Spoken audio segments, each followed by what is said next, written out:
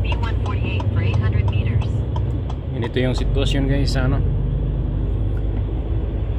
Brunao ngayon. Nag-snowfall din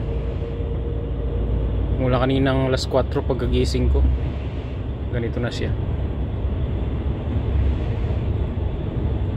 In 500 meters at the roundabout, take the second exit and stay on Altheimerstrasse. Buti may kasamang ulan, tubig, natutunaw agad yung ano, yung snow. Diba? Grabe.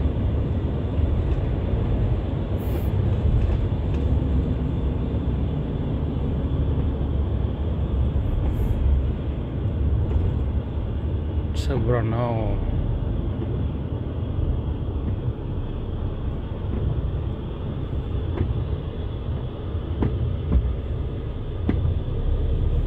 Kuliga namin na kasama sa hauler ng sinker. Ayun o. So, papunta na tayong Germany guys. Back to Germany tayo. Exit the roundabout onto Altheimerstrasse. Continue on B148 for 800 meters. Bilis no.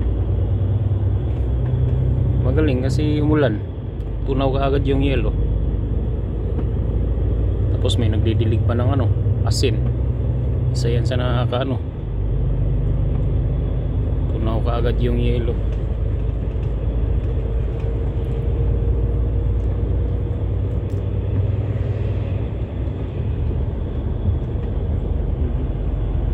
In 500 meters, slide left onto Neue-Inbrückenstrasse B148. Bigyan muna tayo.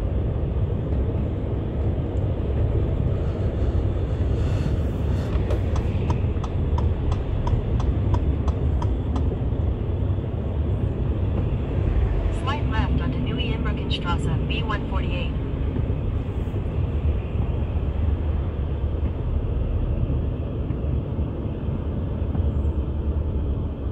In 600 meters, continue on to B12.